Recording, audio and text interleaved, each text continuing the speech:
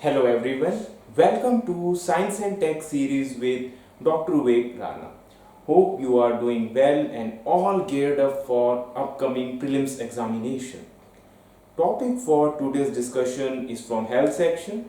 We'll be decoding variants of interest and variants of concern with respect to SARS coronavirus 2, because these two terms are doing rounds. There's another term called, you could say, variants of high consequence, which is also to be covered. So we have seen lot of headlines, Delta plus variant dominating Indian subcontinent, and we have seen how different variants emerging. So we need to understand what exactly are these two terms signify and what are the examples in these specific categories.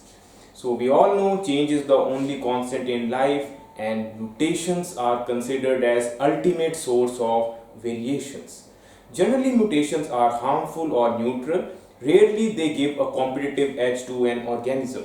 But in case of, you could say, SARS coronavirus 2, these mutations are a source of boon. And we have seen some major variants emerging time and again and complicating the things for public health authorities. So first of all, let's just understand what is a variant of concern. Whenever this virus is mutating, it is showing some properties, and when through genome sequences these are identified, then we come to deduce that a particular strain could be a variant of concern, and if it matches these three specific traits. The first and foremost is the increased transmissibility. If the virus is progressing, or you could say transmitting in population at a much faster pace than earlier known, then that could be one of the grounds.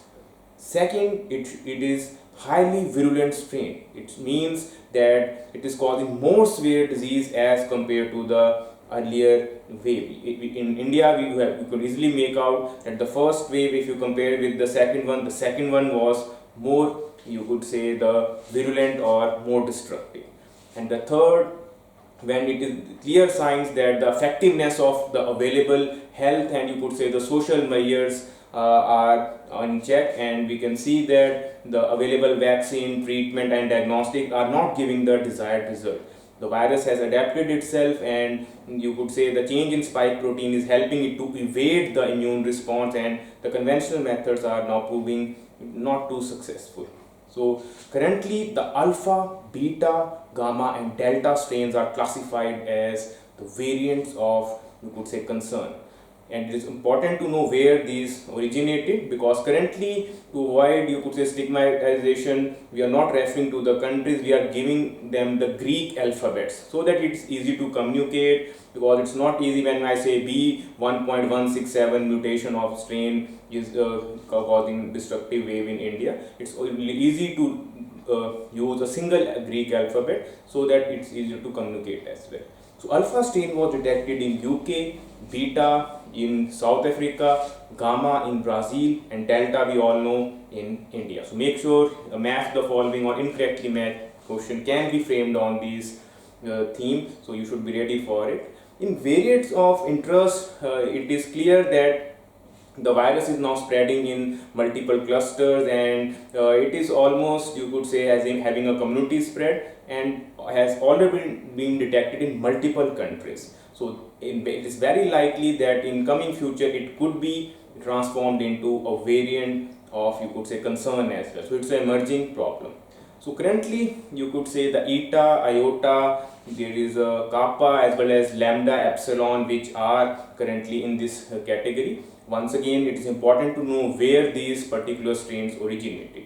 The eta originated in multiple countries, but UK and Nigeria are the two countries where it is linked. Iota is in USA, and surprisingly, you could say the kappa is once again in India, even though it is not too virulent as compared to the delta or delta plus. And then the lambda is in South America, Peru and Chile. So these and the epsilon is once again in USA. So make sure you prepare a list and with their respective names and the origin country, because there could be a question on these strains as well.